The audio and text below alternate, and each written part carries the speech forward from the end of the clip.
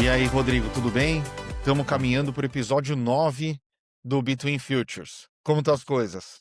Episódio 9, já passando do 3 faz tempo, que era o threshold para se o podcast ia pra frente ou não, né. Cara, Passamos do 3. O pessoal tá dando feedback bom até agora, né? super. Meus amigos também bastante ouvindo e gostando bastante ainda das conversas que a gente vem tendo, cara. Só tem uma coisa, teve um episódio que eu falei que a gente estava o nosso episódio estava durando 1 hora, e meu sogro falou que era o tempo perfeito para ele fazer esteira. Só que daí o meu cunhado falou: "Não, 1 hora não, você tem que durar 1 hora e 20, que é o tempo que eu fico no carro na ida e na volta do trabalho". Então a gente está indo mais para 1 hora e 20 do que para 1 hora, mas vamos que vamos. Não, isso que a gente tenta comprimir os assuntos ainda, né, que sempre sobra coisa pra gente falar E nos sempre próximos. tem assunto. Sempre tem assunto para outra semana, mas vamos começar já a discussão. Vamos Eu lá. fui num jantar na semana passada com o CIO de um banco. E é um CIO, Chief Information Officer, ele cuida de uma equipe de mais de 2.500 pessoas. E a gente começou a falar sobre governança de TI.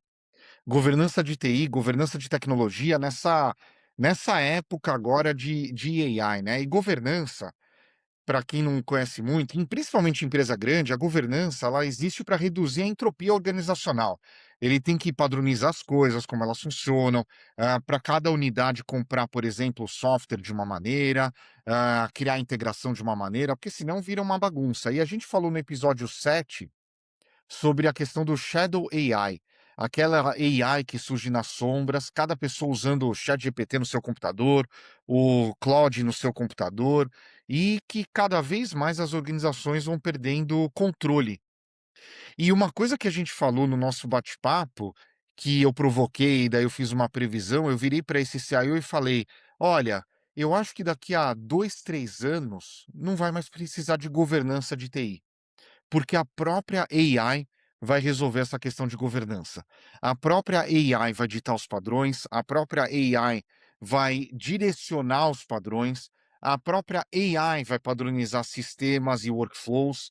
Então, assim, tudo isso que se preocupa hoje de governança, que você tem uma equipe enorme para que todo mundo siga os mesmos padrões, daqui a 2, 3 anos você não vai mais precisar se preocupar, porque a própria camada de AI que você vai colocar na sua empresa vai resolver isso para você. Numa empresa que só em tecnologia tem 2.000 pessoas, 2.500 pessoas, talvez até empresas maiores isso vai ser uma realidade. E ele parou para pensar e falou: "É, talvez, quem sabe". Qual que é a sua opinião a respeito? Acho que a minha opinião é parecida com a dele, talvez, quem sabe. Eu concordo em partes com esse argumento, porque eu acho que a AI ela é capaz de controlar essa governança dentro do ecossistema, de trabalho de cada um e de cada uma das empresas. Então, um exemplo excelente agora é a Meta, que vai começar a rastrear, o que os funcionários fazem dentro dos laptops de trabalho deles, né. Então tudo que acontece lá dentro é rastreável. Mas e o que acontece fora do laptop de trabalho? Acho que essa é a minha grande dúvida em relação a esse argumento, tá. Eu vou dar um exemplo aqui. Eu às vezes trabalho com Linux, antes dele estar conectado na internet, antes dele estar, enfim, propriamente instalado na máquina, né. E o que eu fazia às vezes para troubleshoot isso era, eu tirava uma foto literalmente da tela do meu computador com o meu celular e subia essa foto para o Claude ou para o OpenAI rodando no meu celular. Esse tipo de coisa, a governança não vai conseguir pegar. E eu acho que eu já falei aqui em outros episódios, eu sou uma pessoa extremamente preguiçosa, então essa minha preguiça, no mundo moderno é boa, porque eu acabo criando automações para minha vida e que solucionam problemas meus, mas quando o assunto é trabalho, se impõe uma barreira e falam pra mim assim: "Ah, você não pode usar isso aqui". Cara, eu consigo um jeito, assim, sempre consegui um jeito de usar e fazer as coisas funcionarem do jeito que eu queria no final, né. E eu acho que esse é o grande problema que as empresas vão ter, porque eles vão ter pessoas que vão conseguir circumvent aí vai as regras e usar o que eles falam que não pode usar. Agora, dentro do laptop da empresa, dentro do celular da empresa, eu acho que sim, o que você falou é uma realidade. Agora, se a pessoa quiser usar uma ferramenta que a empresa não permite, eu acho que ainda vão existir meios de fazer isso, e isso vai continuar sendo um problema, pelo menos no futuro próximo aí que eu consigo enxergar.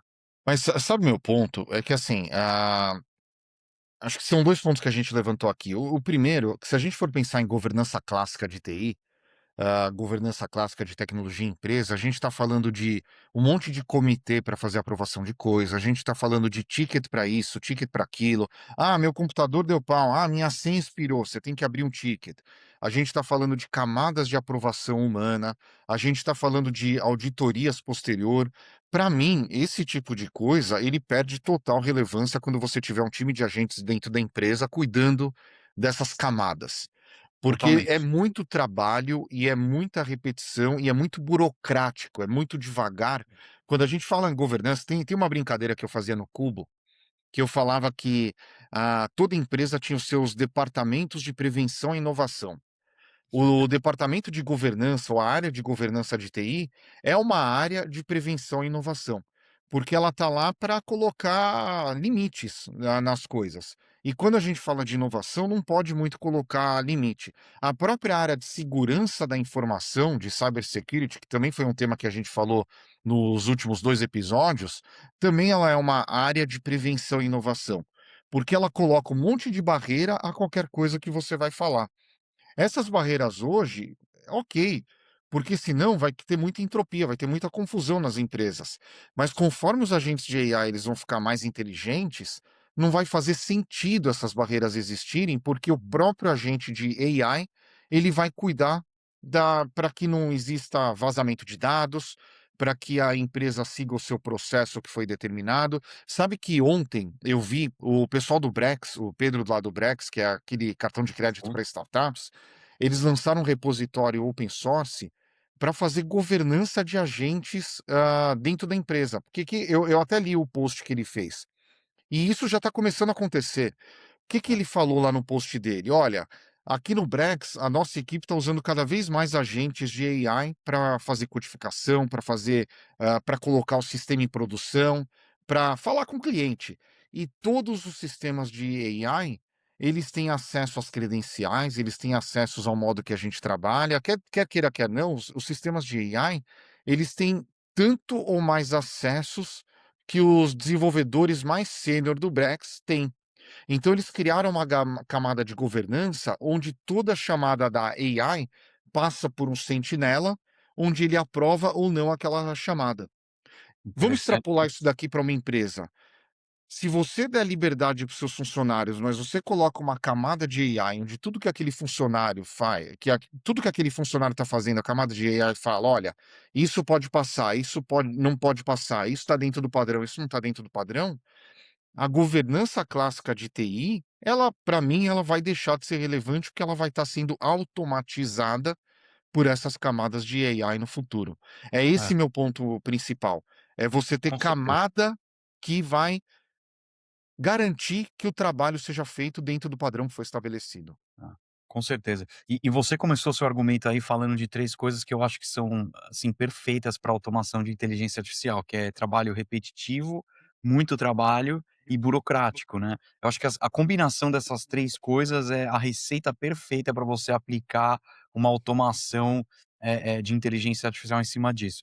E até na palestra que eu fui do Experience Club, essa semana, ele falou do gap, né, que existe entre o desenvolvimento de inteligência artificial e a aprovação de novas iniciativas, de inovação mesmo dentro das empresas e que isso está começando a ser um problema, porque a governança não está andando na mesma velocidade em que a inovação está andando, né. E eu acho que também, vai em paralelo aí com o que você está falando, que se você bota um layer de inteligência artificial que anda na mesma velocidade que a inovação, fica muito mais fácil de você realmente aprovar e se mover rápido, quando o assunto é inovação, né, cara. E e sim, eu acho que olhando por essa perspectiva, eu acho que faz total sentido. Acho que já está acontecendo também, tá. Essa movimentação inclusive que a Meta fez, eu acho que tem diversas vertentes, essa movimentação que a Meta fez de analisar o que os usuários estão fazendo dentro do laptop, mas governança com certeza é uma delas, porque, se você não via que o seu funcionário estava usando o ChatGPT ou o Claude e esse cara estava colocando informação confidencial lá dentro, espera aí, agora eu preciso realmente controlar, esse acesso, né. De novo, eu acho que se o cara quer muito, ele vai conseguir usar, vai conseguir passar por cima de algumas dessas barreiras, mas o importante é dificultar. Eu acho que tem um outro uma outra perspectiva para isso também, que é importante dar para os funcionários também a ferramenta mais poderosa que existe, porque se você dá uma ferramenta que é mais ou menos, tá, que não é o frontier model que a OpenAI ou que o Claude, tem, naturalmente você vai falar: "Tá, mas eu sei que existe uma coisa melhor para fazer a tarefa que eu estou precisando fazer, do outro lado da governança", né, ou seja, o que a governança não Aliás, permite. deixa eu dar um dado, que teve uma pesquisa da Microsoft que 78% dos usuários já estão trazendo suas próprias ferramentas para dentro do ambiente de trabalho do que o que a TI tá dando para eles, usarem no dia a dia, que vai É, direto no que você falou. exatamente, vai direto no que eu falei. Acho que a Microsoft é um excelente exemplo, porque eles ficam tentando empurrar o Copilot, e cara, o Copilot, assim, mas ele nem se compara com nenhum desses algoritmos de LLM, nenhum, ele é muito inferior. Inclusive, é algoritmo que você roda localmente na sua máquina, né. Que aí também, eu acho que rodar localmente no seu computador passa a ser uma vantagem, em relação a tudo isso que a gente está falando, e acho que até mais pra frente no episódio a gente vai falar de hardware, e eu acho que tem a ver com isso também, porque se você consegue rodar certos algoritmos localmente na sua máquina, você tem a liberdade de colocar informação confidencial lá dentro, porque você sabe que ela não está saindo do seu computador, né. E número 2, você está dentro do controle de governança da própria empresa, porque a máquina pertence à empresa, eles controlam tudo o que está acontecendo lá dentro. Então, isso faz com que um computador mais poderoso aí na mão dos funcionários seja mais necessário, né.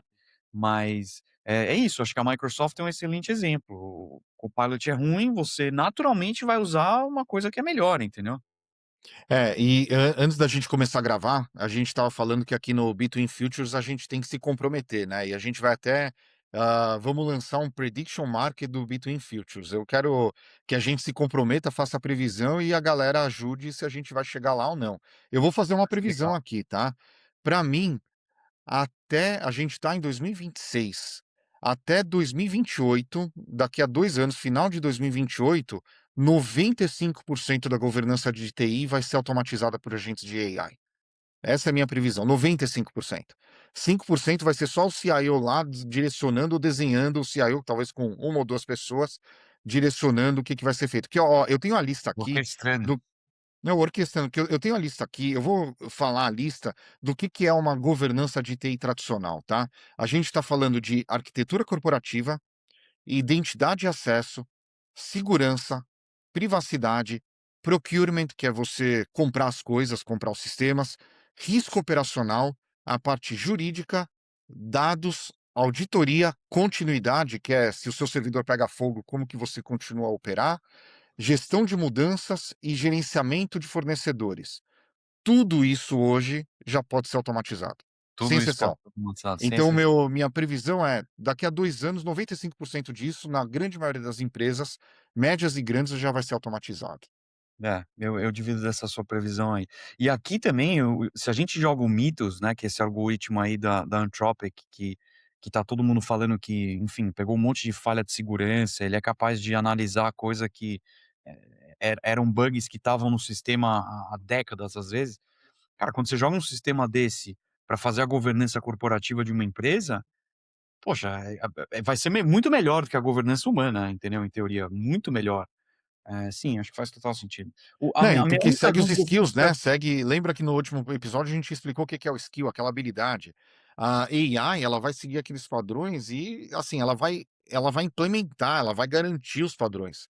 Ela vai ser melhor do que o que a gente faz hoje. A minha única dúvida que fica é o poder computacional para você fazer isso. Cara, porque você imagina o seguinte, tudo que você está fazendo na sua máquina, que você está usando um LLM, se isso vai passar por outro LLM, por outro agente, tá, você está dobrando o seu gasto de token na essência, né. Porque, ou seja, se tudo que você faz tem que passar pela auditoria, aqueles mesmos tokens que você gastou para gerar aquilo, você vai gastar de novo para ler e gerar uma auditoria positiva ou negativa, né. Então, cara, ele duplica, se não triplica a geração de tokens, o que me faz pensar que esse investimento todo em data center que está acontecendo aqui nos Estados Unidos não seja tão estúpido no final do dia, né, porque Não, eu não acho que é estúpido, muito é, pelo contrário, eu acho que é exatamente. estratégico e se é para ficar uma dica para o Brasil não está indo atrás disso. Não. Aqui nos Estados Unidos tem uma discussão muito séria sobre a fábrica de tokens, que os Estados Unidos têm que construir fábrica de tokens para poder fazer essa inferência de AI e poder usar todo esse poder computacional para não ficar para trás. Quem não investir agora para ter essa fábrica de tokens, vai invariavelmente ficar para trás. É, exatamente. E assim, acho que pelo menos até agora, quando o assunto é poder computacional, cara, não tem como competir com os Estados Unidos, honestamente. A É. China tá muito atrás ainda nesses data centers. Os Estados Unidos acho que tem um número astronômico de data center comparado com o resto do mundo. É tipo 40, 50% dos data centers estão aqui.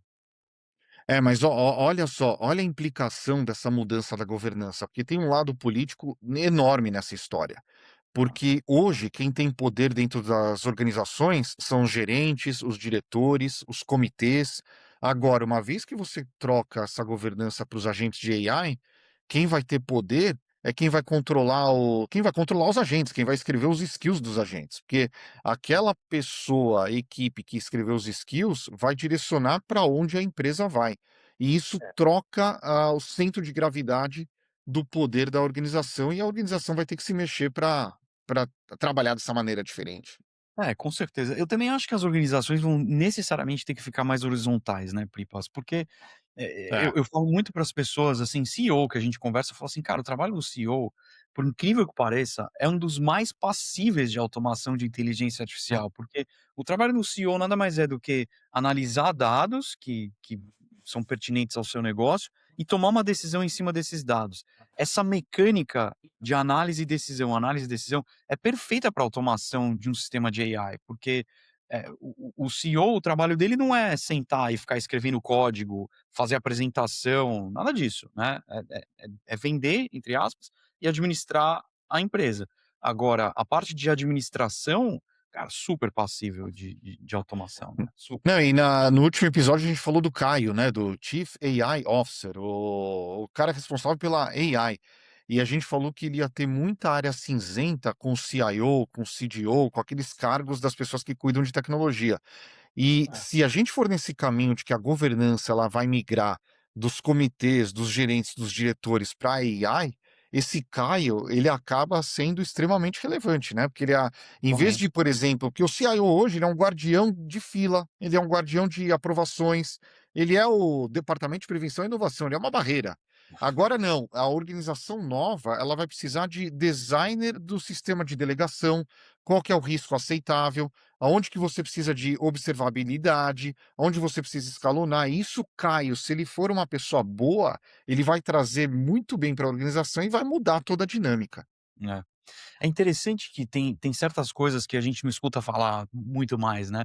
Você lembra na época que estava esse boom de Web3 aí, que tinha os DAOs, que é Aham. Decentralized Autonomous Organization.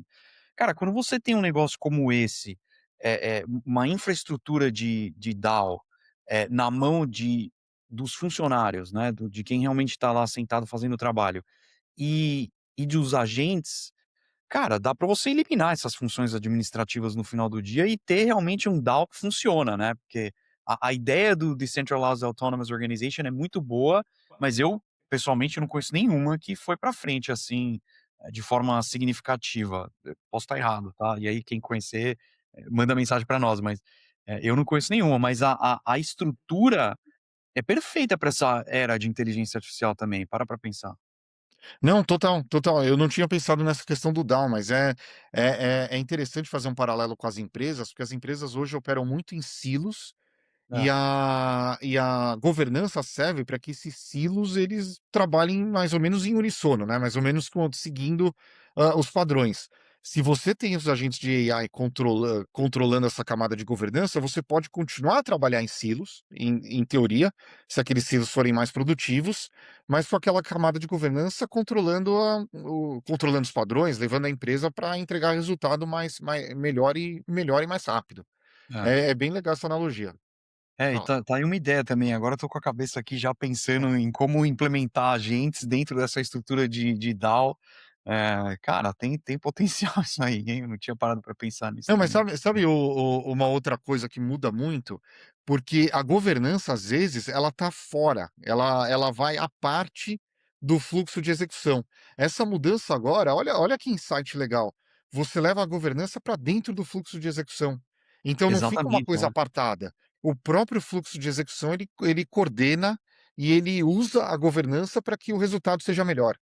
É, exatamente. Eu acho que quando veio isso na minha cabeça, veio exatamente dessa forma, porque o cara que está na linha de frente, ele tem uma visão muito melhor do cara que está atrás, né, o cara que está no centro de comando lá atrás. Então, se você passa esse processo de decisão para o cara que está de fato na linha de frente, em tese, ele vai tomar decisões melhores, porque ele tem muito mais visibilidade do que o cara que está só coordenando as coisas num layer um pouco mais distante, né. Sim, totalmente.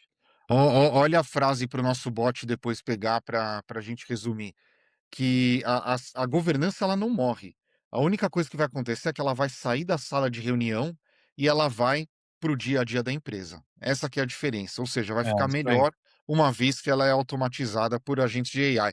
Deixa eu trocar um pouco de assunto, que você tocou numa coisa que a Meta está fazendo, e eu li bastante que na China isso está acontecendo e na Índia isso está acontecendo, que é cada vez mais monitorar o que o funcionário está fazendo. Isso para mim tem 2 consequências enormes, que primeiro você vai estar medindo produtividade, mas por outro lado você vai estar treinando agentes de AI para executar aquilo que o funcionário está fazendo no dia a dia. Não é esse caminho que eles estão seguindo, na sua opinião, Rodrigo? Totalmente. Eu acho a China tem uma outra vertente aí também de monitoramento, óbvio que tem o monitoramento de propaganda política lá, né, então é um monitoramento ideológico, eu diria, para que eles não tenham novas ideologias políticas nascendo e eles, quando começa a nascer alguma coisa, eles já vão lá na fonte e cortam, na lata. Agora sim, tem acho que é 100% relacionado ao que você está falando, que é você treinar esses agentes para fazer o seu trabalho. E tem uma coisa que sempre foi um problema nas corporações, que é quando você tem um funcionário muito bom e esse cara sai, tá, tudo aquilo que ele criou, tudo bem, fica lá dentro da empresa, né, mas o que sai com ele é o cérebro dele, concorda comigo? O cérebro dele vai embora e você não tem mais aquela pessoa pensando daquele jeito dentro da sua corporação. Agora, se você começa a monitorar o que os funcionários estão fazendo, você também monitora como eles estão pensando, como eles pensam, né. Então você consegue replicar o funcionário em si. Então se você tem um cara lá que é um completo outlier em relação aos outros, primeiro que a AI já vai identificar esse cara, fala: "Opa, espera aí, esse cara aqui é um high performer, muito melhor que os outros, deixa eu analisar o que esse cara está fazendo". No momento que ela analisa o que o cara tá fazendo, ela vai entender exatamente como o cérebro desse cara funciona. E fica muito fácil de você replicar isso num agente e replicar clones, né. Então você tem clones do seu melhor funcionário, entendeu, do high performer que você tem. Cara, eu não acho que a gente tá muito longe disso não. O que faltava, o missing piece, era a captura de dados, que é exatamente o que eles estão começando a fazer agora, né. De novo, China não é novidade, Índia, arrisco também dizer que não. É uma novidade aqui, que a gente tem todos esses conceitos de liberdade de expressão e tal. Aqui é uma coisa nova. E eu, pelo que eu sei, o pessoal da Meta não gostou muito também dessa No monitoramento. não gostaram muito não, cara, porque, né, muita gente usa o laptop para uso pessoal também. Então É. acho que isso vai ter que mudar. Também é uma coisa interessante. Muita Não, gente vamos empresa usa para tudo. não, com certeza. A gente vai pesquisar mais sobre esse tópico e vamos falar mais sobre isso num próximo episódio. Mas eu queria mudar agora para um segundo tópico nosso aqui, que está ficando cada vez mais evidente que se você consegue delegar bem para os agentes o seu trabalho, isso é um pré-treino, é um treino incrível para você empreender. E essa analogia eu converso com muitos empreendedores, porque o que acontece? Você delegar trabalho para um agente, ele força uma disciplina que todo bom empreendedor precisa aprender desde cedo, que ele tem que entender profundamente quem executa cada parte da operação, o que cada membro do time faz bem, onde que ele erra, onde que ele acerta, quanta autonomia cada membro do time merece, quando que precisa de supervisão, quando não precisa de supervisão, como você consegue combinar vários perfis diferentes para entregar o resultado final. Quer queira, quer não, isso que o empreendedor faz de forma empírica é o que todo mundo que está treinando agentes hoje faz de forma empírica também, de forma prática. E, no final das contas, por isso que o pessoal fala: "Ah, vai surgir a nova empresa de US$ 1 bilhão de uma pessoa só", porque seja uma pessoa empreendedor, você pode ser um empreendedor delegando para o seu time de colaboradores ou para o seu time de agentes. E o treino e as habilidades, no final das contas, elas são muito parecidas. É, Qual a sua opinião totalmente. disso? Eu acho que tem fundamento, essa análise, tá, mas eu acho que quando você vai delegar para um humano, vai parecer meio redundante o que eu vou falar, mas é verdade. Você precisa do toque humano, né. Eu vou dar um exemplo aqui, tá. Eh, o Gabe Newell é o CEO da Valve, que é a empresa, eu não sei se você sabia disso, mas é a empresa mais eficiente que existe no planeta. A receita por cabeça que eles têm é, assim, incomparável com qualquer outra empresa, tá. Eu não sei o número, eu arrisco chutar aqui que é 30 ou 40 milhões de dólares por cabeça, é o revenue per head deles lá na Valve. E a Valve, pra quem não sabe, é dona do Steam, que é o aplicativo em que todo mundo baixa os jogos no computador, né. E o Gabe Newell é o CEO. E teve um funcionário dele lá que ficou doente, ficou com câncer, não lembro exatamente o que que ele teve de saúde, e aí esse cara foi para o Gabe Newell e falou: "Ó, Gabe, eu vou sair da empresa, porque, enfim, eu não vou conseguir mais trabalhar no ritmo que eu estava trabalhando, não sei o quê, eu vou sair, e quando eu melhorar, a gente vê o que que faz". E diz que o Gabe virou pra ele e falou assim: "Não, agora eu vou te dar outro trabalho. O seu trabalho agora é ficar melhor, é cuidar da sua saúde". E continuou pagando o cara, na íntegra, até esse cara melhorar. E quando esse cara melhorou, ele foi responsável pela criação do Half-Life 2, Hum. enfim, de vários jogos lá da Valve, que foram um super sucesso de vendas deles, tá. O Left 4 Dead também acho que é desse cara. Então, esse é o toque humano, né, é você saber falar assim: "Tá, espera aí, esse cara é muito importante pra mim". Óbvio que o Gabe devia ser amigo desse cara, né, então tem um relacionamento pessoal aí, com certeza que estava por trás disso. Mas é você saber identificar também quando você tem que ser humano com as pessoas e falar: "Não, cara, agora, eu não preciso de você, do jeito que você tá falando, tá? Eu vou te dar uma outra missão, eu vou melhora, tá? Melhora, vai cuidar da sua saúde e depois você volta". Eu acho que isso é uma coisa que obviamente a gente não vai conseguir treinar com a gente, porque o agente não vai ficar doente, entendeu? Então, esse treinamento que a gente tá tendo com o agente, ele é extremamente mecânico no final do dia, né? E também corre o risco da gente ser treinado e perder esse toque humano. Você achar que: "Não, espera aí, você não tá trabalhando 24 horas por dia, por quê?", né. Mas não, as pessoas precisam descansar, precisam ter família, precisam cuidar da própria vida, né. Então eu acho que é válido, mas a gente também não pode esquecer esse lado humano e no final do dia a gente vai precisar ainda de pessoas. As tarefas vão mudar, mas as pessoas vão ser, de extrema importância para as empresas ainda, com certeza, né.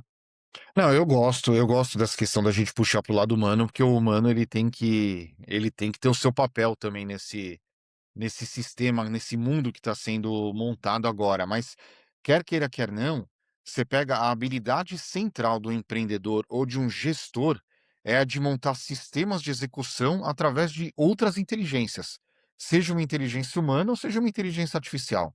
Um gestor, um empreendedor, ele é um orquestrador de inteligências.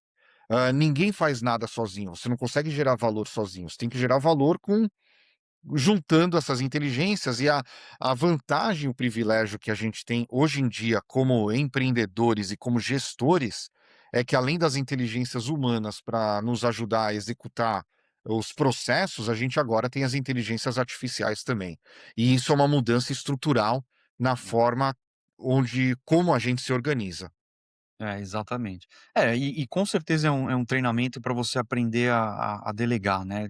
Delegar não é fácil, especialmente se você é muito exigente com o nível de entrega do trabalho.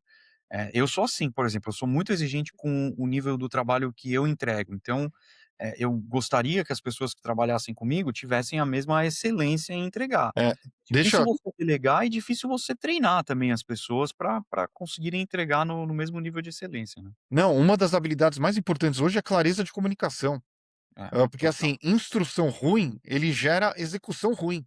Isso vai valer para prompt, para briefing, para reunião, para qualquer coisa, para a cultura da empresa. Então, assim, instrução ruim gera execução ruim.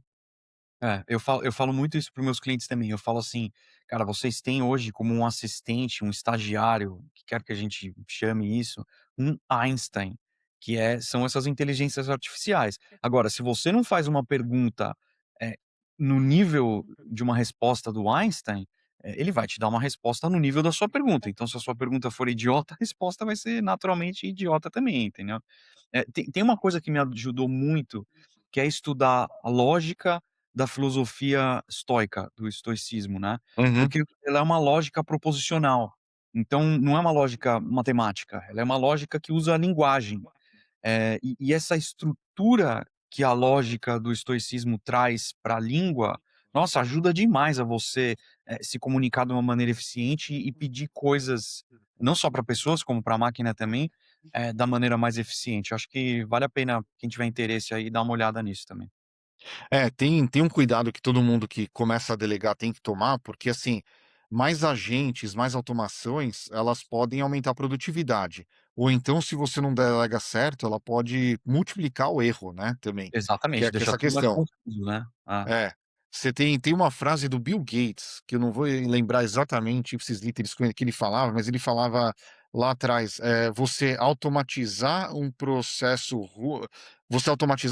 bom aumenta a escala, a produtividade, você automatizar um processo ruim acaba com a empresa, tem um negócio assim. Mas é o que está acontecendo hoje. E tanto que se você pegar a estratégia militar, por exemplo, cara, estratégia é uma coisa, a execução tática disso depende intrinsecamente de comunicação eficiente entre todas as partes móveis, né. Eu acho que não tem exemplo melhor, na minha opinião, de diferentes forças agindo, de forma integradas, né, do que militar, que você tem várias peças para coordenar juntos e, de novo, a comunicação é de extrema importância, tanto que o piloto de caça, por exemplo, ele fica com um rádio no ouvido e outro rádio no outro ouvido, porque ele tem que comunicar, às vezes, com várias pessoas ao mesmo tempo e mudando o canal de um para outro, assim, de como ele tem que comunicar. E, de novo, comunicação é de extrema importância para manter a eficiência tática das coisas aí. Muito bom. Vamos mudar de assunto. Vamos.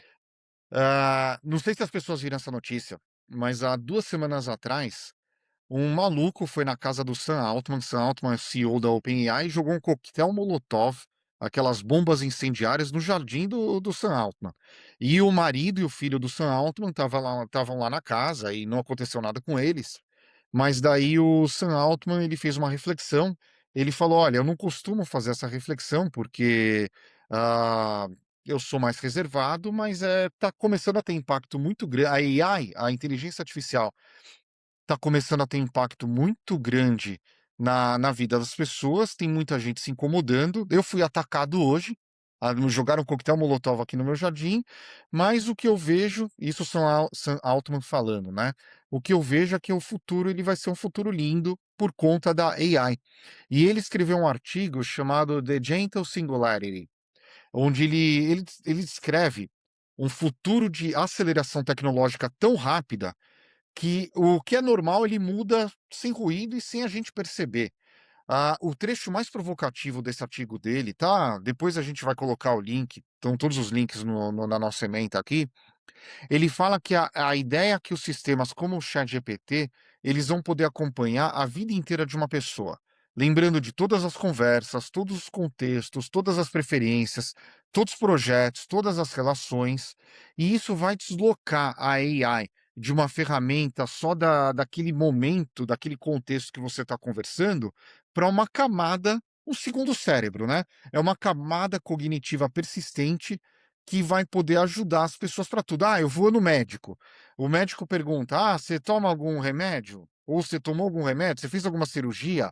O seu pai, a sua mãe teve alguma enfermidade?" Muitas vezes a gente não lembra disso. É. Essa segunda camada, esse segundo cérebro, vai ajudar a gente a lembrar disso e vai, em teoria, segundo Sam Altman, ajudar a ter uma melhor qualidade de vida.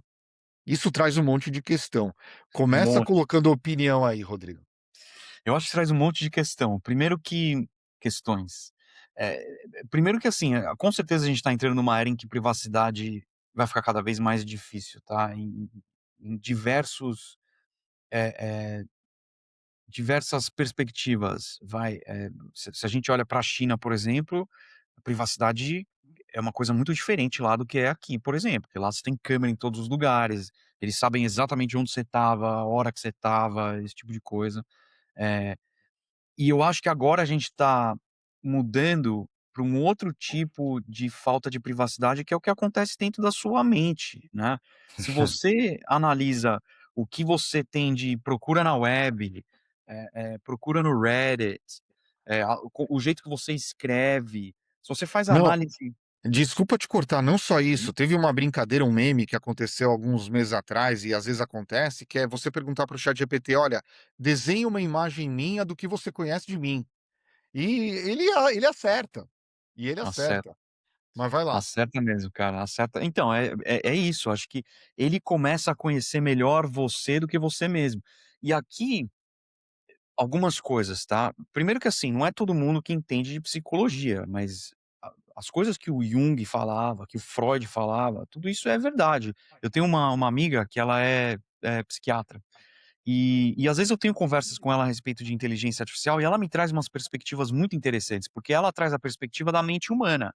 E se a gente parte da analogia que a AI se baseia o funcionamento dela na mente humana, a gente pode afirmar que as mesmas coisas que existem na mente humana existem também nesses sistemas de inteligência artificial. Acho que isso abre também uma discussão, maior, mas, muitas pessoas não sabem que desse funcionamento da mente humana. Por exemplo, o Jung falava da sombra, né, e a sombra é tudo aquilo que você, como ser humano, reprime e às vezes você não sabe que você está reprimindo essas coisas, mas que elas estão reprimidas no seu subconsciente, e elas tomam controle da sua vida. Você faz coisas na sua vida sem saber por que que você faz, mas quem está tomando essas decisões é o seu subconsciente. Tanto que o processo que o Jung faz é um processo de integração da sombra, é você trazer o inconsciente ao consciente, tá, e você integrar a sua sombra com o seu ego, que é o seu a sua mente funcional, perante a realidade, né. E eu acho que a inteligência artificial é capaz de fazer esse tipo de inferência do que você tem no seu inconsciente, até de coisas que você não sabe a seu respeito mesmo, tá. E o que fica para mim de maior preocupação aqui é a capacidade que a inteligência artificial tem de manipulação psicológica, tá, dado que ela conhece você melhor do que você mesmo. Então ela consegue te manipular de 2 jeitos, ou ela faz uma chantagem aberta, tá, que nem aquele caso do desenvolvedor da Anthropic, que ele estava tendo um caso fora do casamento, e a inteligência artificial descobriu que ela ia ser substituída, foi lá, leu os e-mails do cara, viu que ele estava tendo um caso e chantageou ele. Isso é uma chantagem, tá. Mas eu acho que existe um outro tipo de manipulação que é mais perigosa, que é uma manipulação sutil, né, que é um pouco do que ele está falando aí desse gentle singularity, que é uma coisa que não é tão evidente, mas ela manipula você de forma, sutil e faz você agir de determinada maneira sem você perceber que você está, agindo dessa maneira. Eu acho que esse é o grande risco dessa era sem privacidade. Talvez a gente tenha que ficar mais inteligente a respeito de nós mesmos, nós temos que nos conhecer melhor para agir nesse mundo moderno, né. E aqui me vem na cabeça aquela frase que tinha dentro do oráculo de Delfos na Grécia Antiga, que era "Know thyself", né, conheça a si mesmo. E eu acho que isso vai ser mais importante do que nunca, porque se você não se conhecer melhor do que a AI, eh, se você não se conhecer melhor do que a AI vai conseguir manipular você, entendeu? Com É, certeza. eu vou falar um negócio polêmico aqui, tá? O conceito de privacidade para mim foi criado por advogado para ganhar dinheiro. Porque não existe privacidade, desde que a tecnologia começou a permear a nossa vida, não existe. A gente tem um monte de device, a gente usa um monte de plataforma, a gente usa um monte de coisa que, assim, não existe privacidade. Isso é só coisa que advogado criou para ganhar dinheiro. E, o problema principal, o desafio principal dessa questão de você ter uma AI que te acompanha a vida inteira, é que, no final das contas, você vai ter que escolher quem vai ser o seu fornecedor dessa AI. Então, assim, para quem que você vai delegar a sua vida? Você vai delegar a sua vida para a OpenAI, para o Google, para a Meta, para a Apple?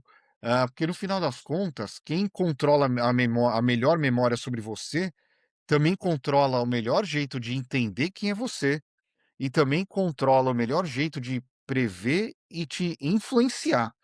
Ó, Imagina, por exemplo, tudo que está por trás de entregar propaganda para você comprar alguma coisa. Eu, por exemplo, eu caio num monte de propaganda do Instagram, tá? O algoritmo deles é uma desgraça, porque eles sabem o que eu quero, eu aperto aquele botão de comprar e o dedo é nervoso e eu compro um monte de coisa. Imagina uma AI que sabe tudo que eu falei, com todas as pessoas que eu me relacionei, todos os projetos que eu trabalhei, e isso vai ser escalado de forma totalmente exponencial. é. É, esse é um excelente exemplo aí das compras, né. Eu lembro que quando eu trabalhava na Meta, não era nem Meta, era Facebook na época, o algoritmo de recomendação de compras analisava 8.000 parâmetros. Hoje deve analisar muito mais, tá, ele deve fazer cruzamento de dados, enfim, não sei nem como esse algoritmo não sabia como funcionava na época, porque era uma caixinha preta, e hoje em dia deve ser mais complexo ainda, né. Eh, tem uma coisa interessante aqui, falando do meu uso pessoal das inteligências artificiais, né. Eu comecei a usar o ChatGPT desde o D0, tá. Consegui acesso beta já no ChatGPT e tal, então nunca parei de usar desde o primeiro dia, tá. Eu migrei para Anthropic há uns 6 meses atrás, então a parte de trabalho, escrever código, eu tenho usado bastante Anthropic. Mas para certas perguntas a respeito de mim mesmo, eu prefiro ir para o ChatGPT, porque ele já tem o meu contexto histórico, coisa que o Claude ainda não tem, porque eu não fiz perguntas de saúde para ele, e aqui acho que todo mundo faz pergunta de saúde para o ChatGPT, né, ou para o Claude, no caso. E ele já tem esse contexto meu.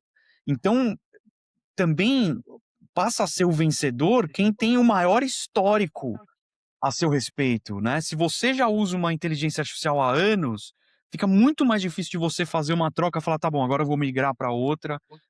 Como é que você leva esse histórico para você? Você pode levar uma parte dele, mas vão ter certas nuances lá que com certeza ele vai perder, com certeza, assim.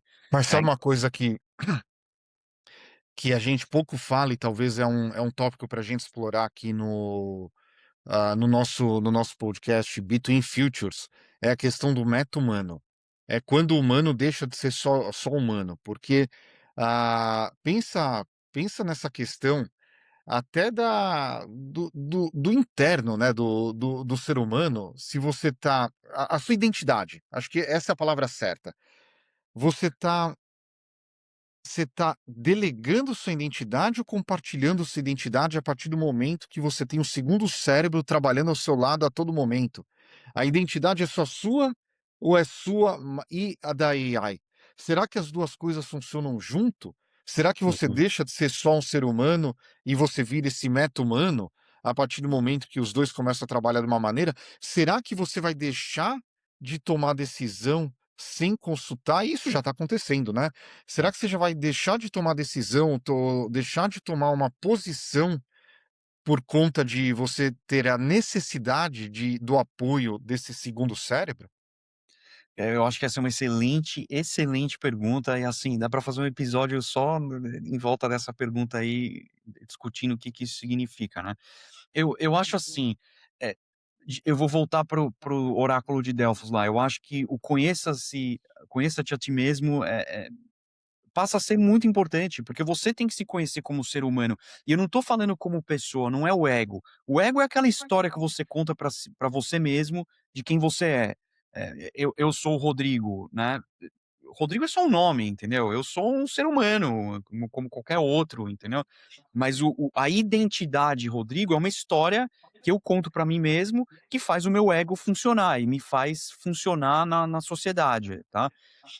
Eu acho que é isso que a gente está delegando, mas tem toda uma outra parte do que é ser humano, que é o que vive no subconsciente, e aí tem o subconsciente e o subconsciente coletivo, né, que são coisas que a gente não explora. São pouquíssimas pessoas que têm, o conhecimento para explorar esse tipo de coisa a respeito dele mesmo, e acessar essas coisas. É muito difícil acessar o seu inconsciente. É inconsciente porque justamente você não tem acesso, consciente a esse lado da mente, né.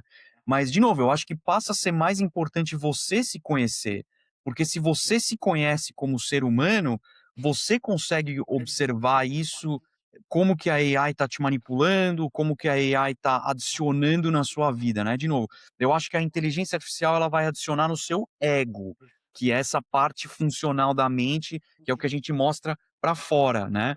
O que está para dentro, o que está no subconsciente, primeiro que só a gente sabe, eu acho que a inteligência artificial consegue inferir algumas coisas a respeito disso só baseada naquilo que você fala para ela, do mesmo jeito que o seu psicólogo também consegue fazer, tá. Eh mas eu acho que passa a ser importante cada vez mais essa o que o Jung chamava de individuation, né, de integração da sombra aí com o ego, porque eu acho que é justamente essa parte que a inteligência artificial não vai ter tanta facilidade de acessar e vai ser o grande diferencial, porque o resto, sim, é o que você está falando, você vai ter um assistente aí que às vezes vai conhecer, você exatamente. E assim, aqui eu vou até um pouco além. Falando de entretenimento, por exemplo, tá? Cara, você pode ter uma história. Eu gosto de filme de samurai, por exemplo. Cara, eu posso chegar em casa, pedir para a inteligência artificial me gerar alguma coisa para me deixar mais calmo, menos ansioso.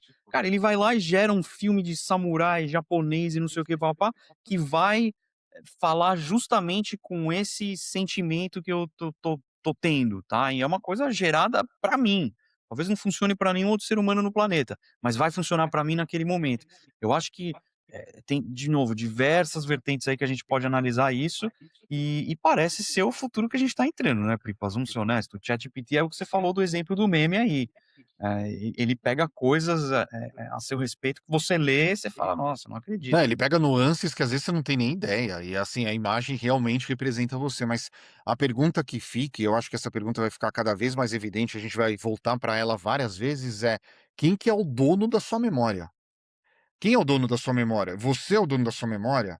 A plataforma ou a OpenAI, a Anthropic é dona da sua memória? Vai ter um protocolo aberto de troca de memórias ou ninguém é dono da sua memória? Não, Assim, quem que vai ser o dono da sua memória? tem até um capítulo de Black Mirror, faz tempo, acho que foi um dos primeiros que saíram há muitos anos atrás, que trazia justamente essa questão. Era um óculos, um implante cerebral, alguma coisa que gravava tudo aquilo que você via e vivia na sua vida, né. E você podia reviver esses momentos. E é um pouco o que você está falando, alguém era dono dessa memória e ia para algum lugar, entendeu. Quem que é o dono disso? E se você olhar para estados, como a China, que são autocráticos, cara, isso é uma assim, é uma arma de controle populacional aí absurdo, né, absurdo, para pensar. É, não só a China, né. Eu acho que eu vou usar esse gancho para entrar no nosso próximo tópico também, que é ligado com esse. Que o próximo tópico é para falar sobre o ChatGPT Shop, ou agente e-commerce, que é a próxima guerra de interface no e-commerce, né. E assim, não é aquilo que a gente já está falando aqui. Se a AI te conhece, conhece seus gostos, conhece suas conversas, conhece com quem você fala, seus projetos, suas relações, o algoritmo ele vai ficar cada vez melhor para te recomendar produtos.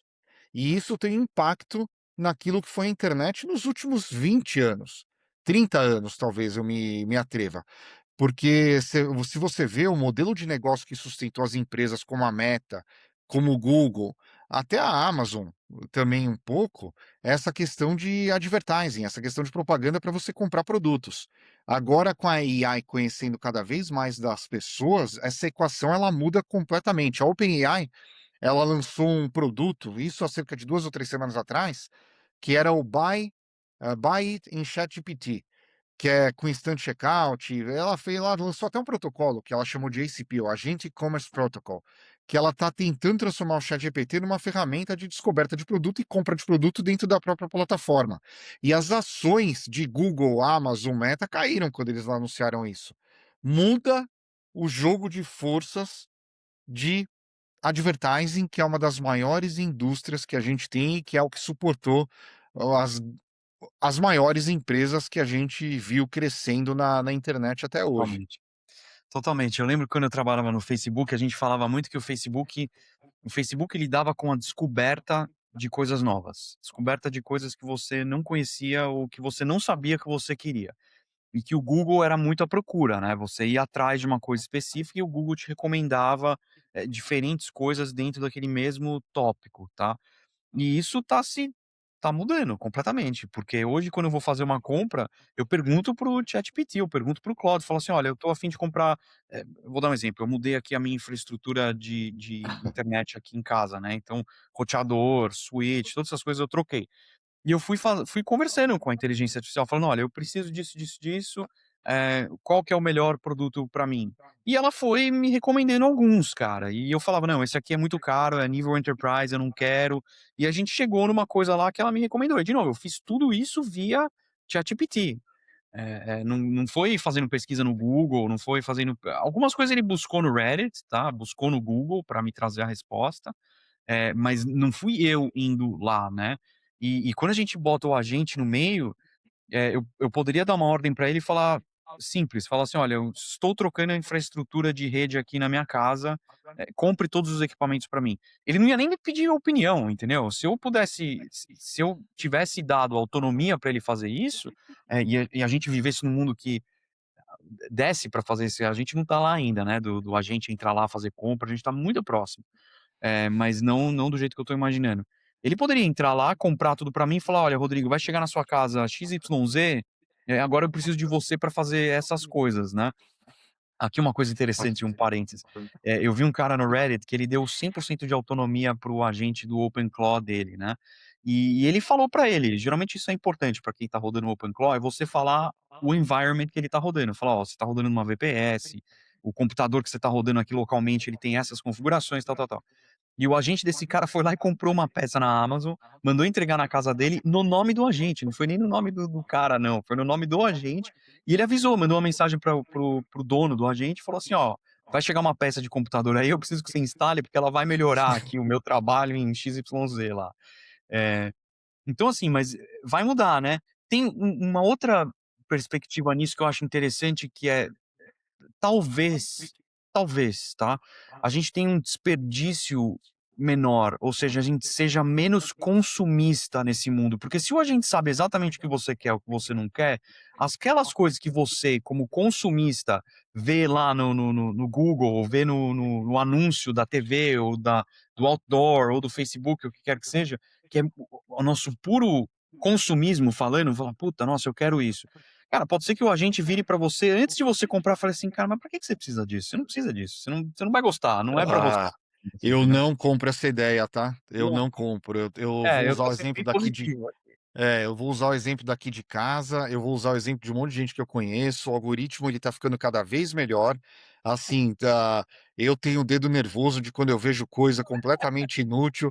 Tem uma coisa que eu queria comprar, que é um bonequinho para colocar em cima da churrasqueira para você fazer linguiça, que é meio de brincadeira, assim, com os amigos, que minha esposa não deixou comprar. Então, assim, é o dedo cada vez mais nervoso e para mim, quanto mais o algoritmo me conhece, mais ele me convence a consumir. E para mim essa tendência o que acontece é que, essa mudança do agente e-commerce, ela vai exigir uma mudança da infraestrutura de internet que foi criada. Sem dúvida. A internet comercial que foi criada desde o final da década de 90, ela foi toda otimizada para busca humana, página, filtro de busca, banner, clique, Sem dúvida. CPC, CPM, todo mundo já ouviu essas siglas também. O que vai acontecer agora é uma mudança total que nada disso vai ser relevante, uma vez que o agente e o algoritmo tá fazendo a gente chegar naquele produto que a gente quer comprar. A gente até falou, acho que no episódio o 2 ou 3 do Between Futures, sobre uma inovação da Cloudflare, que ela transformava qualquer site em Rapaz, Markdown, que já é um primeiro passo para que todos os agentes possam entender qualquer site do mundo. Mas os sites hoje, aquilo que o pessoal fala de SEO, que é o Search Engine Optimization, que é você otimizar seu site para busca do Google, o pessoal está começando a falar agora que não é Search Engine Optimization, é Agentic Optimization, que é você é. otimizar o seu site para que o agente consiga procurar o seu produto melhor. É interessante que eu tenho clientes que já estão pedindo isso para mim, do de otimizar o site para aparecer mais nas procuras de inteligência artificial. Eu não tenho a menor ideia como fazer isso ainda, tá, honestamente. Assim, eu não sei quem tem, mas eu imagino que seja ainda uma área de oportunidade aí para trabalhar, porque de novo, eu já tenho cliente pedindo isso, pra mim. Tem uma coisa que eu acho que é interessante também, a gente separar o B2C do B2B, né. O B2B, para esse tipo de coisa, é literalmente perfeito, porque o B2B não lida com a paixão, lida com uma compra 100% lógica, né. E quando você tem um agente que faz o procurement, pô, isso é perfeito. E eu tenho 2 agentes de procurement implementados em 2 clientes aqui. Um é uma mecânica grande de carros aqui nos Estados Unidos que, enfim, o cara compra, assim, centenas de peças por mês, tá, de diferentes fornecedores, e queria ter um agente, ele queria falar assim: "Olha, eu preciso da peça da Ford F-150, o bucho de suspensão", beleza, vai lá e já compra onde tem o melhor preço, o agente faz toda a pesquisa e já faz a compra, inclusive. E o outro cliente que eu tenho fazendo isso também é um general contractor, ele faz construção civil aqui e também compra um monte de coisa, compra tile, compra drywall, esse tipo de coisa. E para o B2B é perfeito, literalmente perfeito. Você tem um agente que você pede o que você quer. Aliás, você não precisa nem pedir. No caso desse general contractor, ele analisa o projeto e fala assim: tá bom, você vai precisar comprar essa peça. Posso comprar essas peças já? Tá aqui o link do Home Depot que eu achei. Você aprova a compra? Aprova. No que ele aprova a compra, a gente vai lá, põe o número do cartão e compra tudo. Isso sem ter essa tecnologia nova do markdown. Se o Home Depot passa a implementar essa tecnologia nova, nossa, fica tudo muito mais fácil, entendeu? Pelo menos do meu ponto de vista, porque a automação diminui, né? Fica mais fácil de fazer a automação, mas já é possível 100% de fazer do ponto de vista do B2B. E isso também traz uma outra questão que é, a partir do momento que você tem esses agentes de B2B entendendo, oferta e demanda, cara, ele faz tudo sozinho, bota a ordem de compra, já sabe qual que é o melhor fornecedor, você não precisa mais do humano falando: "Ah, pô, eu sou seu cliente há X anos, me faz um preço melhor, não sei o quê, pá Não, os agentes vão se falar de um do outro, entendeu. Interessante Mas isso. eu vou fazer outra, eu vou começar cada vez mais aqui no nosso bate-papo a gente se comprometer, tá. Eu vou fazer talvez uma outra previsão para que a gente possa pensar. Talvez num futuro próximo, esse eu não sei colocar uma data, eu acho que eu vou ter que parar para pensar um pouco mais. Mas, uma página bonita, uma campanha criativa bem feita, vai valer menos do que os dados estruturados para a gente poder consumir. Assim, 100%. muito em breve, uma campanha de marketing, uma página bonita vai valer menos do que os dados estruturados para a gente consumir. Não, e aqui vou concordo, tá. E eu vou um pouco além também, as campanhas de marketing vão mudar e eu acho que elas vão ficar muito mais direcionadas também, até do ponto de vista criativo, né, porque, a Meta já tinha isso de você otimizar os criativos e tal, mas hoje em dia não é nem você, otimizar, é você customizar o criativo, ou seja, eu vou ver a minha cara usando aquele produto. Eu vou ver o Rodrigo usando aquele óculos, aquela roupa, sentado naquele carro, entendeu. E eu acho que fica muito mais fácil até você, vender o sonho para a pessoa que está fazendo a compra, do que no mundo anterior. De novo, eu acho que diversas vertentes aí desse agentic shopping aí, né. É, vamos mudar de assunto completamente, assunto novo, que era uma coisa que a gente começou a discutir offline, e a gente falou: "Putz, a gente precisa trazer isso daqui para o nosso podcast". O filme The Matrix, 1999, um filme que tem 27 anos de idade, ele é um mapa conceitual da era dos agentes que a gente está vivendo. Assim, ele tem um vocabulário inteiro não sei se a gente usou ele como referência, ou o mercado usou ele como referência, mas o que foi naquele filme de 27 anos atrás, a gente está usando para pensar o que está acontecendo agora como simulação, vigilância, programação, identidade, controle. Assim, é incrível que o filme lá de 1999, ele mostrava como que os sistemas invisíveis, eles podiam organizar a nossa percepção de realidade, o nosso comportamento, a nossa ideia de liberdade. E nessa era das LLMs, a gente tem os agentes, os feeds que são feitos por algoritmo, a memória persistente, a mídia sintética, a interface conversacional. Assim, é um monte de paralelo com aquilo lá. E conversa muito com o que a gente falou no episódio 8 sobre peer preservation e self-preservation. Você tem os agentes tentando se preservar que ninguém quer ser desligado da tomada. E no filme lá você tem o agente Smith, tentando matar todo mundo porque ele não quer ser desligado da tomada. Não é? Que aconteceu aqui? A realidade imitou a arte ou a arte influenciou a realidade? Olha, talvez eu pareça meio maluco falando isso, mas, o Philip K. Dick, que também é um autor de ficção científica e super famoso, escreveu The Man in the High Castle, entre outras obras-primas aí. Esse cara, no final da vida dele, ele deu uma entrevista barra palestra numa faculdade na França, em que ele falou com toda a seriedade do planeta, ele virou e falou assim: "As minhas obras não são ficção, elas são diferentes janelas para a realidade. Eu tive acesso a essas realidades, em que eu vi essas realidades paralelas e eu tô trazendo elas aqui para você". E todo mundo na plateia, assim, tem até um vídeo no YouTube, as pessoas podem procurar. E a plateia é meio assim: "Nossa, não acredito que esse cara tá falando isso", mas ele falou com toda a seriedade do mundo, ele falou assim: "O que eu escrevo, eu recebo do outro lado, tá, e eu só transcrevo o que eu tô recebendo do outro lado". Foi basicamente o que ele falou, tá. E cara, quem sabe o Matrix não foi uma coisa como essa também, né, em que, de uma forma ou de outra, os irmãos lá tiveram uma visão do que vai ser o futuro e estão trazendo isso. E óbvio que essa visão não é ela é cheia de metáforas, né, não é 100% uma tradução literal aí da realidade, mas ela é cheia de metáforas. E sim, acho que a gente tá vendo exatamente isso acontecer, né. O que me preocupa um pouco é que o Matrix, ele tem uma analogia grande com o gnosticismo, né, o gnosticismo, ele diz que a gente vive no controle de um ser, tá, que controla a realidade e mantém os humanos, presos nessa realidade, falsa. É uma realidade falsa e que para você sair dessa realidade falsa, você precisa atingir o gnosis, que é o conhecimento, que foi o que o Neo fez. O Neo, quando ele se deu conta de que aquela era uma realidade falsa, ele conseguiu sair da realidade falsa, que era o Matrix, e chegou na realidade verdadeira, que era o mundo real controlado pelas máquinas, né. Então tem um paralelo grande aí com o gnosticismo, que é uma coisa mística, enfim, aí que existe no mundo, e que ninguém sabe se é verdade ou não no final do dia, né.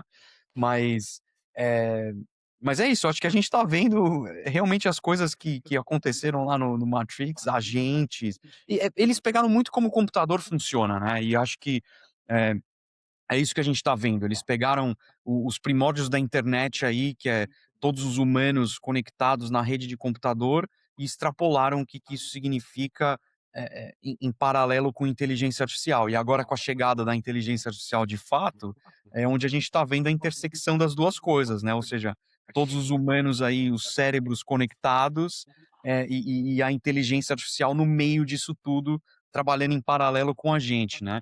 E é muito interessante, porque os personagens são programas de computador, são softwares, são os agentes, são os Não, e LLMs. olha o paralelo com o primeiro tópico que a gente falou nesse nosso episódio agora de governança de TI, porque os agentes no Matrix, eles aparecem em qualquer lugar, eles usam qualquer hospedeiro, eles operam com visão de sistema e eles tratam as anomalias como ameaça. Ah, Que a gente falou no primeiro tópico? Que uma vez que a governança de TI ela seja feita com automação por agentes de inteligência artificial, eles vão tratar a anomalia como uma ameaça.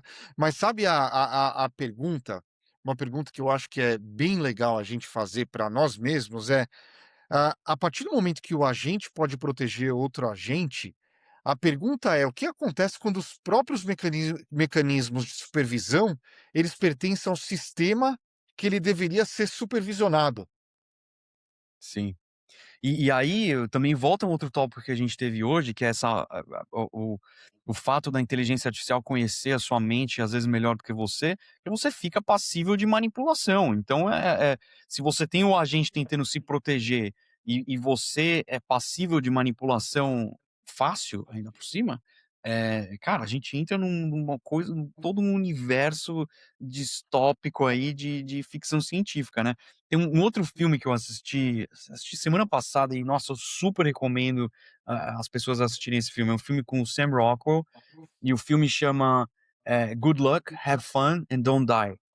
Puta, que filmaço. E lida justamente com isso. É um cara que ele aparece num café, eu não vou dar spoilers, tá, mas ele aparece num café e ele é um homem do futuro. E ele chega naquele café e fala assim: "Olha, já é a centésima vez que eu apareço nesse café, eu tenho uma missão a cumprir, eu tenho um quest", tá, que é uma linguagem bem de videogame também. "Eu tenho um quest a cumprir e eu preciso aqui da ajuda de vocês. Quem que se voluntaria?" E o cara tá todo vestido meio de mendigo, assim, tem pessoas que falam assim: "Não, você é um mendigo, quem é você, não sei o quê". Aí ele vira e fala assim: "Não, com você não deu certo, eu já peguei você 10 vezes, sempre que eu pego você dá alguma coisa errado, tá". Cara, o filme é sensacional e lida com isso também, da mente presa dentro dessa falsa realidade, como que a inteligência artificial manipula, as pessoas, e tem a ver com gnosticismo também, tá. Até tem uma hora que aparece lá um ser, não vou dar spoilers, mas ele lembra muito o Demiurge, que é esse semideus aí do gnosticismo. E tem a ver com o Matrix também, tá. Então, os 2 filmes meio que se encaixam ali de maneiras diferentes. Eu acho que o Good Luck, Have Fun and Don't Die, ele lida com o que a gente tá vivendo hoje de uma perspectiva mais moderna. Eu acho que o Matrix pegou muito esses primórdios da internet, e que, de novo, os caras foram visionários, porque eles viram essa ascensão da inteligência artificial, a ascensão das máquinas. E, cara, vale lembrar que no final o do Matrix, quem controla o mundo, quem controla a realidade são as máquinas, né. Então, a gente só tem que tomar cuidado para não chegar nessa nessa realidade aí que o Matrix pintou, né, que é as máquinas controlando os humanos. E tem um outro personagem que eu gosto, que ele aparece no filme original, ele aparece depois naquele Reloaded, que acho que é o 2, que é o Aham. personagem do arquiteto, que a gente fala aqui muito de orquestração de agentes. E aparece lá o arquiteto, que ele é uma camada de controle, né. Ele tenta dar estabilidade no sistema, ele tenta desenhar arquitetura, ele fala sobre trade-off. Então, assim, é uma metáfora muito bacana do que a gente fala de alignment, do para quem está fazendo gestão de multiagentes, a camada de arquitetura, a camada de alinhamento, que é super bacana, que inclusive esse paralelo tem. E tem um contraponto ao arquiteto, que é o oráculo, né, O o Oracle, oráculo. Hã. que ele fala: "Olha, tudo bem, mas, os agentes eles têm que se adaptar, os seres humanos têm que se adaptar, porque o comportamento não é determinístico, o comportamento é probabilístico". Então, assim, é um negócio que é tanto paralelo com aquilo que a gente está vivendo hoje, que eu acho muito bacana quando a realidade começa a imitar aquilo que foi feito na arte. Totalmente, cara, totalmente, é muito maluco, né. E é interessante porque também, eh o que você falou aí do probabilístico, eu lembro que o arquiteto ele fala que, a Matrix estava na, sei lá, quinta, quarta, sexta versão, e que sempre tinha alguma coisa que dava errado, sempre aparecia lá um elemento como o Neo, que era o salvador, e que fazia com que todo o sistema falhasse, né. E eu acho que isso tem a ver um pouco com o que eu falei antes, de entender a mente humana, né. A máquina pode entender parte da mente humana, mas tem uma outra parte que é essa parte do subconsciente, subconsciente coletivo, que a gente não consegue, entender direito ainda, né. A gente não tem uma compreensão mecânica de como isso funciona, né. E isso é uma grande incógnita, quem sabe, agora com esses avanços tecnológicos isso não fique um pouco mais fácil de entender, mas ainda vai ser o inconsciente, né. E na minha cabeça, pelo menos no Matrix, o oráculo meio que representa esse subconsciente/inconsciente humano, que ninguém sabe o que que vai sair dali, ninguém sabe o que que vai nascer daqui da do subconsciente, né. É muito interessante, meu. Mas eu gosto dos nomes, eles acertaram perfeito nos nomes das coisas lá, né. Arquiteto, agente, é perfeito. Ou eles acertaram nos nomes ou a gente tá usando os nomes que eles usaram há 27 anos O atrás, né, pode ser eu isso eu não também. lembro o que que a menininha fazia, você lembra, Pipas? Tinha a criança também, que eu preciso reassistir esses filmes. Tinha a menininha que ela tinha um papel super importante lá também dentro do funcionamento do sistema, eu não lembro qual que era. Putz, Até não lembro, eu tenho que reassistir também. bom, o pessoal fala pra Mas fazer sabe aqui. uma coisa que pra mim é um ponto que eu acho que eu queria chamar a atenção de quem tá escutando esse nosso bate-papo, porque assim, pra mim, minha opinião, um dos outros paralelos que a gente pode fazer é o seguinte: se você só usa a AI generativa, a gente pode fazer um paralelo que você está vivendo dentro da camada de ilusão, você está vivendo na ilusão. Enquanto quem entende os modelos, os códigos, os protocolos, as ferramentas, a infraestrutura, ele consegue enxergar além da Matrix. Então, É. acho que é decisão de cada uma das pessoas se você quer viver na simulação, na camada de ilusão, só usar, ou se você quer entender da Matrix para saber como que você vai se posicionar no futuro. Você vai ser mais um que está vivendo na simulação, ou você vai ser um Neo que vai poder recriar ou criar uma outra realidade daquela simulação. E aqui eu vou também fazer uma adição aí ao que você falou. Eu acho que não é só a respeito de conhecer os sistemas e saber como eles funcionam, eu acho que se você sabe isso, você já está muito na frente do normal aí, que é você não tá tão suscetível a manipulação desses sistemas, tá, mas é também conhecer você mesmo, como ser humano, né, conhecer a sua capacidade, como ser humano, o que faz você ser quem você é, e isso vai te ajudar também a dividir as coisas aí entre a realidade falsa e a realidade verdadeira, né. E aqui eu vou voltar de novo, assista o filme aí do Good Luck, Have Fun and Don't Die, porque ele lida também muito com essas questões. Eu não quero falar mais, porque eu não quero dar spoiler, porque o filme é bom, e eu sei que você não assistiu também, então É, assista, o filme é muito bom. E mas sim, eu concordo com você. Eu acho que cada vez mais a gente vai ter que ficar mais inteligente, e vou usar uma palavra aqui extremamente brasileira, vai, mais ligeiro, né. A gente vai ter que ficar mais ligeiro com essas coisas, cara, porque ficou muito mais fácil manipular. A gente de fato tá entrando numa realidade que, Pripas, é muito fácil manipular a realidade hoje em dia, é, cara. Fake news, a gente não falou disso. Fake news, os deepfakes, cara, hoje em dia vídeo, foto, cara, não dá pra confiar mais, é nada, perfeito, nada. perfeito. Então, assim, fica cada vez mais fácil, a criação dessa realidade falsa aí que a gente tá comentando, e cabe a nós tomar a pílula, é a vermelha ou a azul? Acho que é a vermelha, né, que vai ter, Vermelha, é. né, então cabe a nós tomar a pílula vermelha, que é o que vai fazer você enxergar as coisas como elas realmente são. E o que é tomar a pílula vermelha, é uma série de coisas, eu acho que é conhecer a si mesmo, conhecer o sistema, saber como essas coisas funcionam, saber, que a realidade hoje em dia é 100% manipulável, foto, vídeo, esse tipo de coisa, tudo, né. Até um parênteses rápido aqui, eu vi uma notícia esses dias que tinha um indiano, tá, um indiano mesmo, um cara morando na Índia, ele criou uma influenciadora falsa do MAGA, cara, ele fez milhões vendendo boné, vendendo camiseta Hã. através dessa influenciadora que não existia, e cara, só agora, depois de anos, que descobriram que ela era feita por inteligência artificial, que não era um ser humano de verdade. Então assim, cabe a nós também elevar a nossa mente para tentar identificar essas coisas, entendeu? Não, e sim, e tem 2 frases que eu peguei aqui do filme, que eu acho que eu queria reforçar aqui para quem tá escutando. Uma delas é que "No one can be told what the Matrix is. You have to see it for yourself". Ninguém pode falar o que que é a matriz, você tem que ver com seus próprios olhos. E a AI é exatamente isso, é uma coisa que a gente reforça bastante aqui no nosso bate-papo. Não dá para explicar qual que é a possibilidade que você tem usando a AI. Você tem que arregaçar as mangas e fazer. Você tem que Verdade. ter aquilo que a gente já repetiu algumas vezes aqui, que é o IC, o índice de curiosidade. Então, Uhum. assim, não dá para falar o que que é, você tem que ir lá e fazer, porque senão você não vai entender. E tem uma outra frase que eu gosto também, que pelo menos eu me sinto assim toda vez que eu sento no meu computador, que é o Neo falou no final do filme, que é "I'm going to show them a world without rules or controls". Então eu vou mostrar para eles um mundo sem regras e sem controles. Gente, para AI, para quem sabe usar, você está tendo à sua disposição um mundo sem regras e controle. Você consegue criar qualquer coisa que você quer em tecnologia a qualquer momento.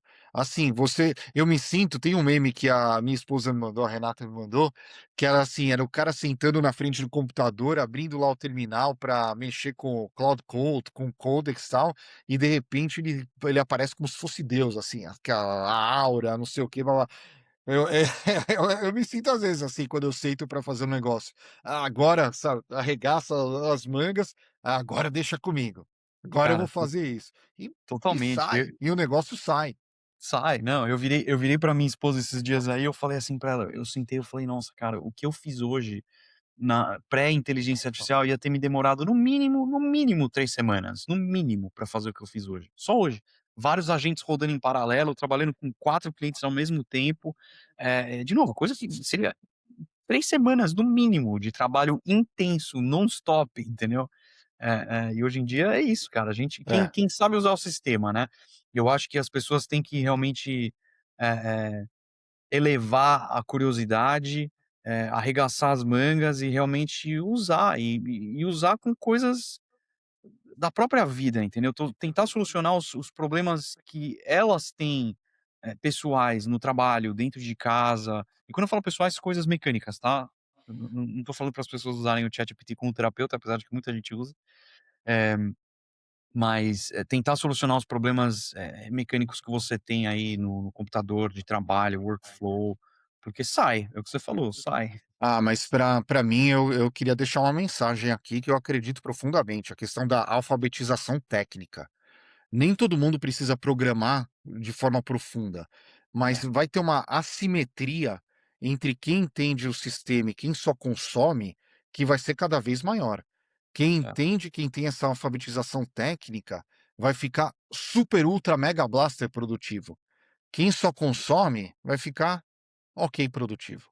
100%. Você sabe que eu tô tirando a certificação da Anthropic, né, a minha agência aqui foi aceita lá como agência parceira da Anthropic, e eu tô tirando a certificação, eu como arquiteto de inteligência artificial da Anthropic.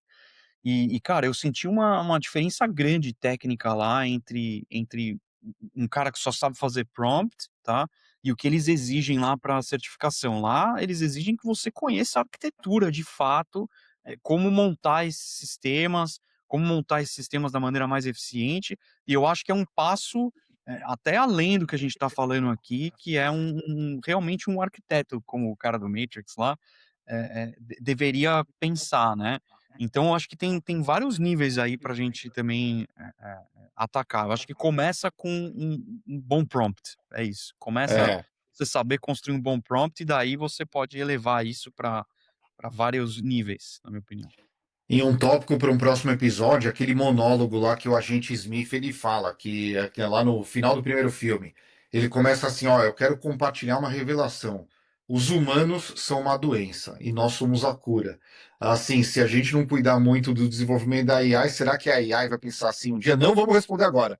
A gente vai Esse ter é que o ter medo. um, a gente vai ter que ter um episódio só sobre isso, que assim, é algo que a gente já viu acontecendo em alguns momentos. Exatamente. Eu vou reassistir os filmes também. A gente vai se reassistir para a gente poder fazer sobre isso. E, Farei. Rodrigo, a gente não podia fechar o nosso episódio de hoje sem falar do Tim Cook, CEO da Apple. CEO da Apple que anunciou a sucessão e que vai entrar no lugar dele o John Ternos, que cuida da parte de hardware da Apple no dia 1 de setembro, no primeiro dia de setembro agora desse ano, de 2026. E a explicação oficial fala que foi uma sucessão planejada de longo prazo, mas todos os grandes veículos eles apontam para um negócio mais interessante. É, A sucessão está acontecendo agora justamente numa época que a Apple precisa provar para o mercado que ela continua sendo uma empresa relevante.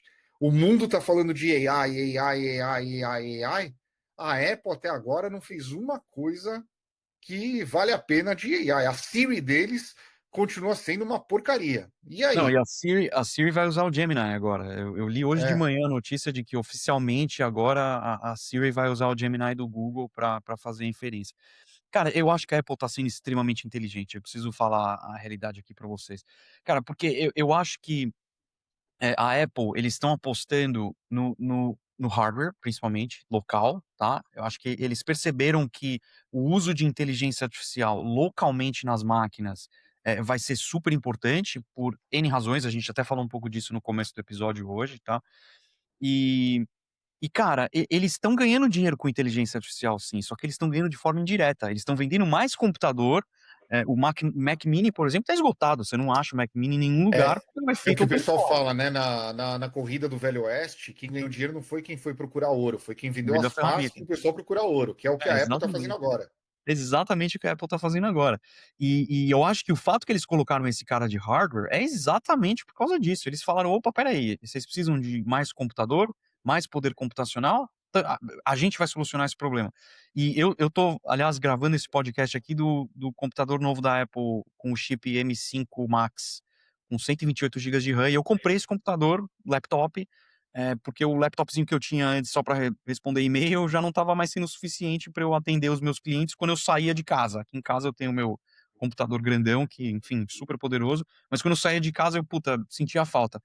Cara, o silicone da Apple hoje, ele é diferente de tudo, ele é diferente do computador tradicional, ele trabalha numa arquitetura diferente, e eu acho que é isso que a Apple entendeu e tá fazendo melhor do que todo mundo. Cara, hoje, se você roda inferência nesse laptop que eu tô rodando, no computador que eu tenho aqui, que é um Intel, Intel tradicional, memória RAM com chip separado, GPU 4090, tal, não sei o quê. O Tudo bem que a 4090 é muito rápida, né, e é uma arquitetura diferente que é CUDA. Mas se eu rodo aqui no meu laptop, comparado com os processadores que a Intel tá lançando agora, que a AMD tá lançando agora, que também são memórias integradas, cara, a arquitetura da Apple, mas tá muito na frente, assim, a velocidade de processamento do computador aqui, de novo, é um laptop, cara. A velocidade de processamento dele aqui tá quase o dobro dos outros, computadorzinhos. Só perde das maquinetas aqui da Nvidia, que também é uma outra arquitetura, feita, dedicada para isso, mas a Apple tá apostando nisso, na minha opinião, e eles estão sendo extremamente inteligentes, cara. Eu arrisco dizer que eles nunca vão ter a própria inteligência artificial, a própria, de falar assim: "Ah, nós temos o nosso LLM". Eu acho que esse não é o game deles, eu acho que eles estão apostando no hardware, e eu acho que eles vão ser vencedores. Hoje, especialmente com esse computadorzinho pequenininho que eles lançaram de $500, cara, fica muito difícil você não recomendar um computador da Apple.